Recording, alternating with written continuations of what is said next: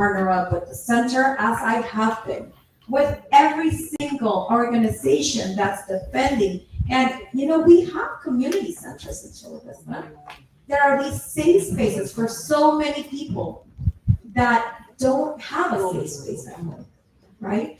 Or within their peers. And what we need to do is empower and create this funding that stands by itself without any allocation from other programs and help full on. Sorry, I tend to talk a lot, but yes, I will actively be fighting for all of you. Yes, thank you.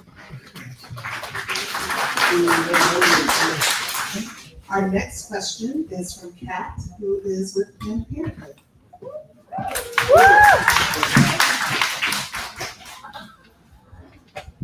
Hi y'all, my name is Kat. I use they them pronouns. I'm the community organizer at Planned Parenthood of the Pacific Southwest for all of San Diego County. And part of my job is advocating for equitable access to healthcare for all our residents, in particular low-income folks across our county. So what is your plan to support access to abortion, gender-affirming care, and other resources that promote bodily autonomy across San Diego County? Access to essential healthcare services like abortion, gender-affirming care, and other resources that support bodily autonomy remains out of reach for many. With rising political attacks on reproductive and LGBTQIA rights, providing access to these critical services is more urgent than ever. So what is your plan for that?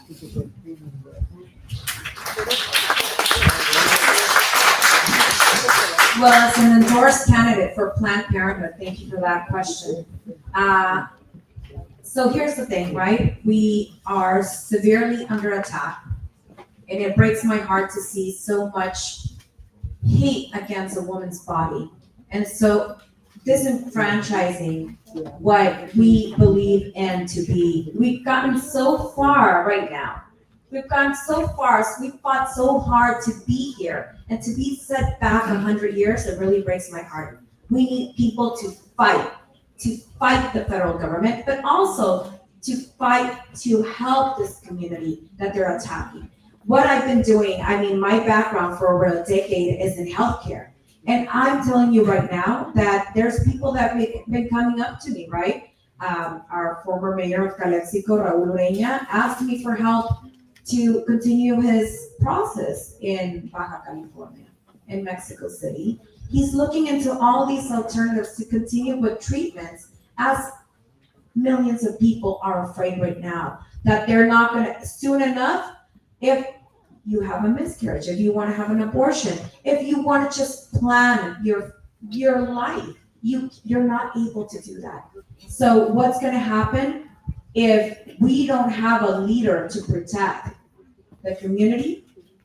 We're going to have a deficiency in our budgets. We're going to have attack in our most vulnerable communities. And I'm telling you right now, I am that leader that can help bring back down those resources to help all these organizations. We need to protect the people that are going right now to Planned Parenthood, but in general, our community should feel safe with planning their lives and not being held accountable or incarcerated for them.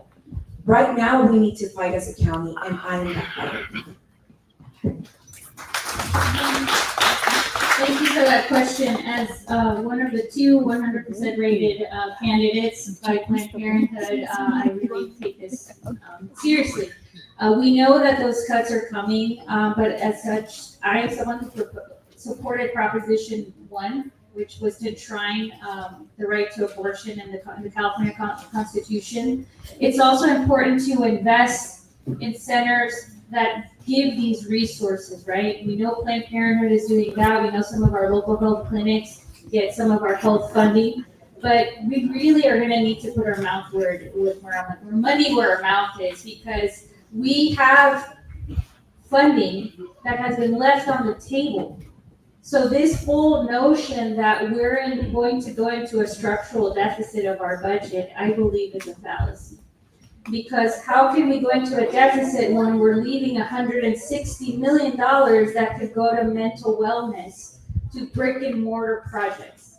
So just that could go to a community center that could be multi-pronged and could provide these access services for reproductive services, for gender affirming care, for counseling services, and even as a community center.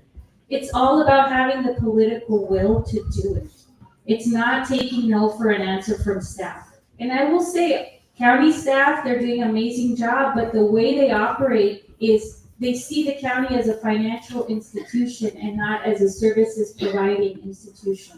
Their policies of how money is managed are from 20, 30, 40 years ago, so they're extremely conservative. And if there ever was a time to buckle down because of all these cuts that are coming from the federal and state government, we need to make sure that the county provides those resources so that we don't lose access to services that are critical to our LGBTQ and women in their reproductive rights. So we need to make sure that we invest in these services. Very simple. Thank you. Our next question is going to come from Valeria, District 1 resident.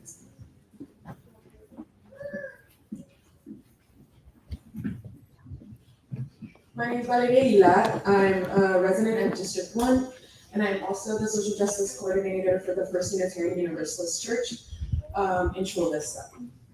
San Diego County jails have one of the highest death rates in California, with many cases linked to inadequate mental health support. With about 1/3 of incarcerated receiving mental health treatment, the jail system has become the county's largest mental health provider. How would you ensure that jails are not the county's primary response to mental health needs? And how would you hold the sheriff accountable for what is taking place inside the county's jails?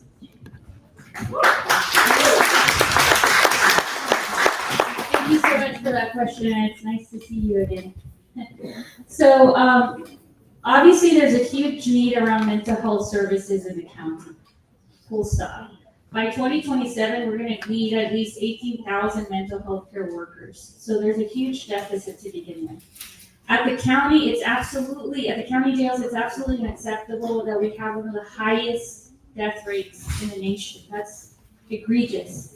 One is too many, for whatever reason. So we need to make sure that we're stopping contraband from coming in, wherever that is coming in through, whether it's the prisoners or the deputies.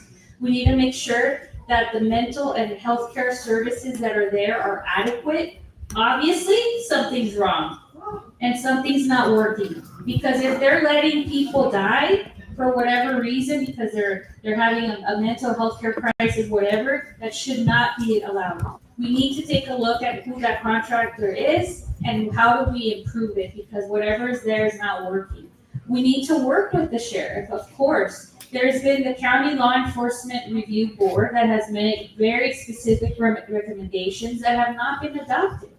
And that's where the board needs to put pressure. Yes, she's a duly elected official, but the board holds the power of the purse. And we need to put those pressures to prevent that from happening ever again, because it's way too many.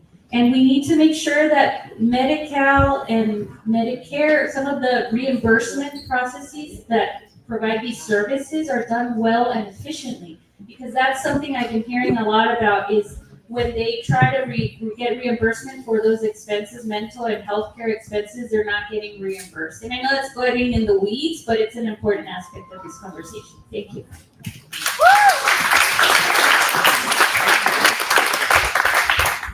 First of all, we need to address with compassion that all lives matter, all of them.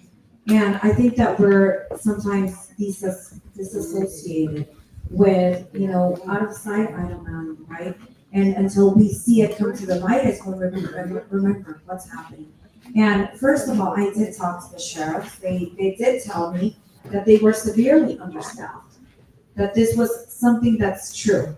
They're understaffed, they lack technology, and their foundation is also lacking, right? They have been mentioning that, they're understaffed, so they have to work double shifts, and, they don't have childcare sometimes, so where are their kids gonna sleep? And, it's also a pressing job, so we need to talk about healthcare for everyone, right? For our youth, for the people that are incarcerated, but also for the people that are tending to these issues. and we need to be mindful that we need to allocate these resources. Mental health care is healthcare. And we need to be really on the sense of creating policy. That when we're creating policy that will help one, will help the other. We obviously need transparency. We obviously need investigations. And we need transparency in general. We need transparency in the budget that the county is allocating for these type of services. And again, that's why day one, I'm gonna ask for an audit when I get to the county. That is my promise, because we need to understand how much we're investing in programs that have been proven not to work and how reallocating them makes sense. And we need to do better. We need to do better because we're just not, we're about one issue. We're talking about 3 different issues. So that's mental health, also mental health in the foundation of our sheriffs, and also the mental health in the programs that are created for the people, the youth, the people that are incarcerated. How are we gonna make this transition? How are we gonna work together with them? Because the end goal is to transition them into society, and we need to work on that a little bit. The next question comes from me. This piece of paper, I didn't make it up, I promise. Okay, so what are your thoughts about the county's sanctuary policy that passed in December 2024, which stops the use of county resources for immigration enforcement purposes? Would you like to support this policy? Why?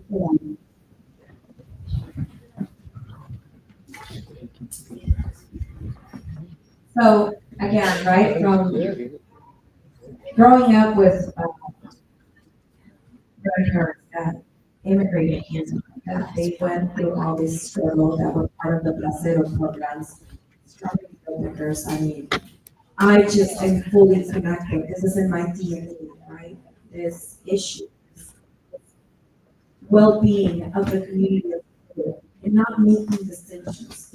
I'm very compassionate about the stories. Each and every story is a story of finding the American dream here.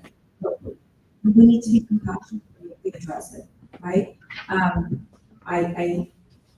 Marcela always tells me to talk about her story, right? Marcela is my campaign consultant, and she's a dream, right? She got brought here when she was a little kid. Her mom was put in a situation. They all came here as a family.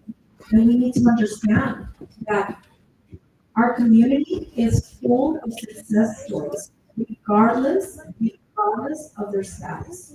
We have a thriving community and of good actors that we shouldn't be creating policy that not just only creates fear, creates hate, creates division, and puts also the sheriffs in a position where they have to enforce something that doesn't belong to them. They're understaffed and they should be tending to crime, not enforcing a policy that really doesn't pertain to the county. I'm telling you right now, I am against creating fear. I'm telling you right now that I am against dividing the community. And no one should feel fear where they rest their head at night.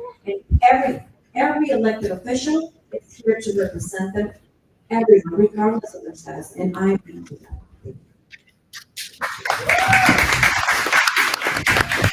Thank you for that question. So I don't support mass deportation. I don't support violating the rights of asylum seekers. I don't support birthright citizenship, stripping U.S.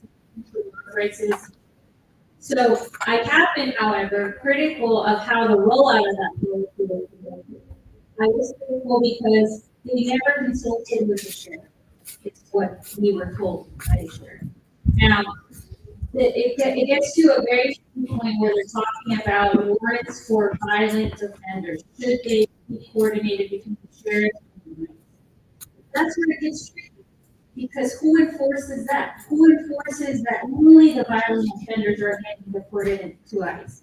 We now know anecdotally, because I've been visiting with a lot of faith leaders and church parishioners, saying, well, we are witnessing people who've only done a misdemeanor being deported. So that's where this abuse of the norm is happening, and that's extremely concerning. Now, what I said also on the record is I believe that sanctuary policy should have been expanded. It should have increased the funding for legal services, for lawyers, for legal aid society, so that these folks that do have rights would have their rights protected. Because at the end of the day, we can't break the law. We need to make sure that people's rights are protected, immigrants are protected, and I do believe in rescinding the sanctuary policy. I just thought the way it was rolled out could have been done.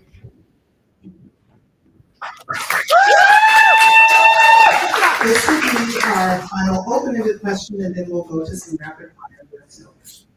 So our final question will be asked in the middle of a student at Indiana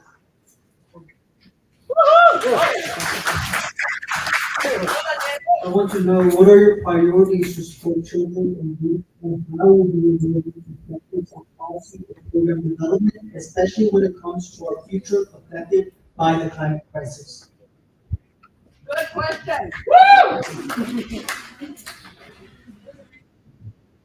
you for that question. We need to support folks like you, right? That are involved, that are engaged, that are learning about the climate crisis that we're experiencing. It's egregious that this administration is returning to burning of fossil fuels, absolutely stripping everything of the bedrock environmental laws.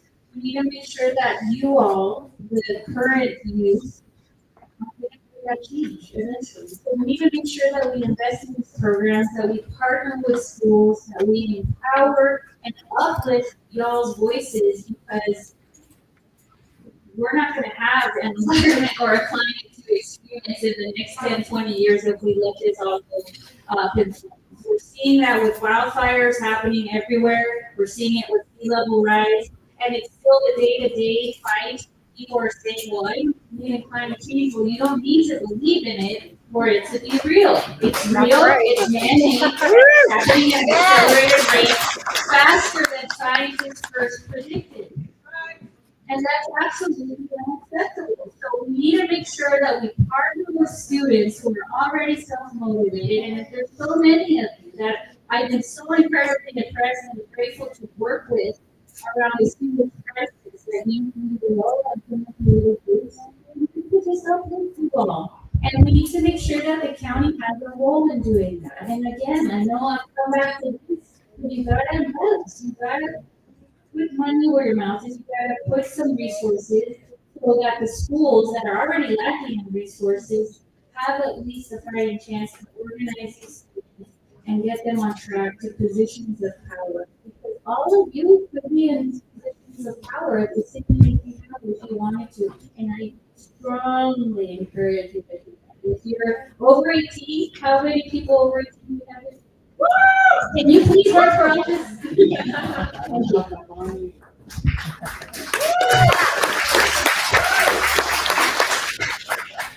So I'm gonna talk about, and we all know what's happening, the ignorance that's happening federally, right? We understand that. I'm gonna bring it locally. When I was, how many of you know what the cross-border express is? CDX, yeah? So I was in that discussion, 20 years ago, I was in that discussion table when we talked about getting tons and tons of contamination of the border region, which is creating a bridge. And it was written in a little piece of napkin. We create a bridge that just goes across the border to the airport. And millions of people that are going just to the airport and waiting in line 2 or 3 hours, contaminated, are just going to do that.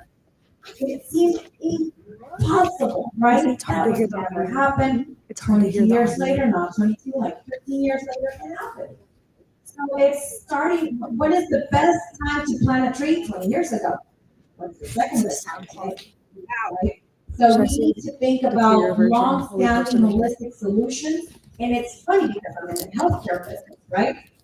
So when we were talking about COVID and vaccination, and I got to work with former at the Consul General of Mexico, Carlos Gonzalez, County Board of Supervisors, Nora, and CDC, and just Health and Human Services everywhere and around, they didn't realize that we share a floating population of 100,000 people that are our workforce, that come back and forth every single day, that we have our farm workers that have a visa that was never canceled during COVID, thousands and thousands and thousands of people coming north that were vaccinated, but they didn't think, oh, we share a strain all the way up to Riverside.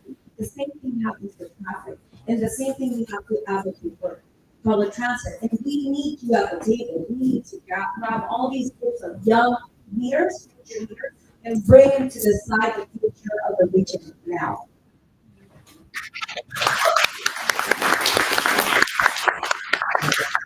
If it's gonna be okay for you all just to go back and forth on this. So I want to thank everyone who came and asked a question today, and now we're gonna move into a yes or no question. So, first one, do you support the county's unsafe camping ordinance?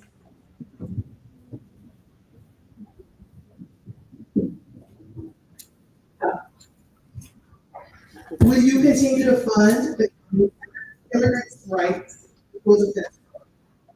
Yes. Yes. Have some background with it. On March 10th, the U.S. Department of Agriculture canceled the Local for Schools and Local Food Purchase Assistance Programs, which provide funds to food banks and other assistance programs to provide food to those who need it, with a focus on underserved communities. In the first phase of the Local Food for Schools program, 19 San Diego County school districts received over $1.9 million, which has had a local economic impact of $3.6 million. Do you think the county should dedicate funds to replace these programs?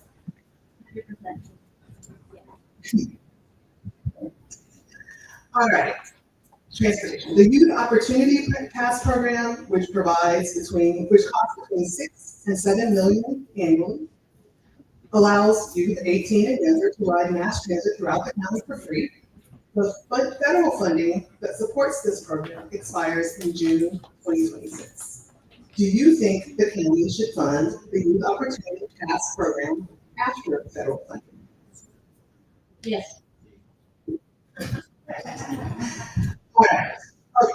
Policies affecting trans, non-binary, and intersex communities are being introduced at various levels of government, including efforts to limit access to gender-affirming care and restrict participation in sports. Do you think the county should protect access to healthcare, housing, and safety for trans, non-binary, and intersex individuals in the state?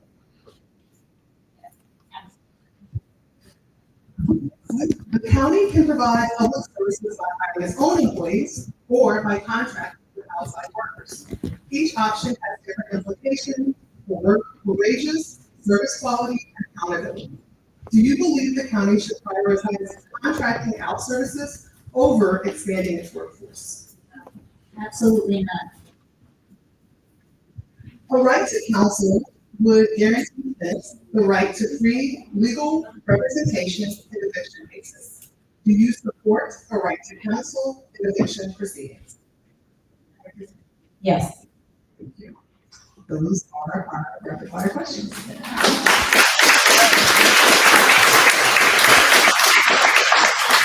So that's what this event with the preparatory review. I'd like to invite you to do closing statements. I have a minute for your closing. And because Carolina started, we're going to start with you for this session. I just I just want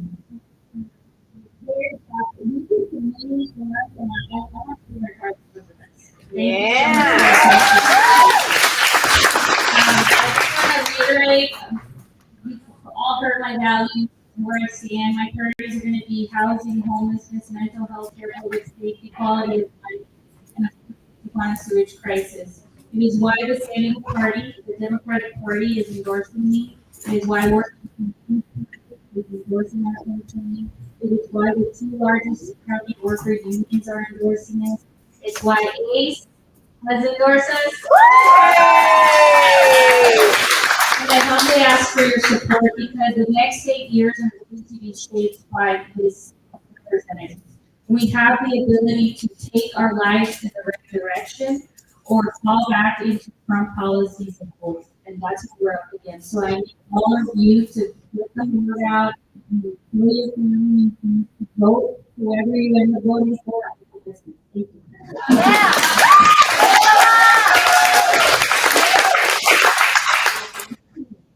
Well, I just want to start by saying that Paloma is not my enemy, right? I've known Paloma for a long time. I respect her, I admire her. We have this friendship, and the real enemy is not us. We share a common conflict. So we need to make sure we get as much as the vote out because the Republicans always vote.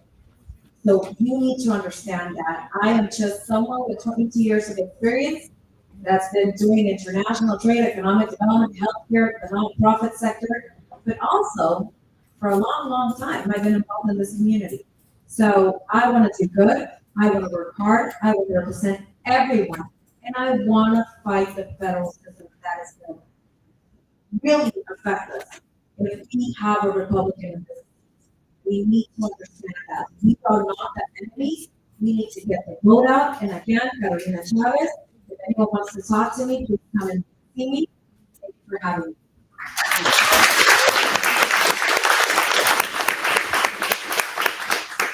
I want to start by thanking our candidates for their time. You know, this is a busy time for the election, and for coming here, for sharing your vision, for sharing your thoughts, for doing so with integrity and with respect for one another and for this audience.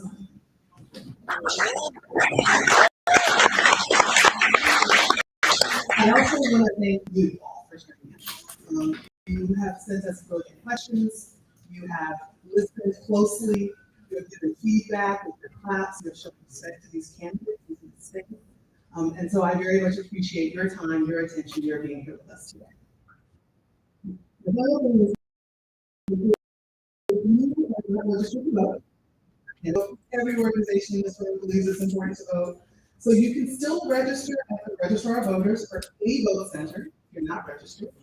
And you need to vote by April 8th. There are QR codes available in the room for you to find the nearest drop box or to find your nearest vote center. Right? With that, everyone have a lovely day. Be safe. Thank you.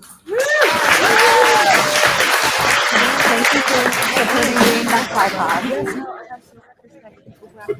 Carry that shit for like hours.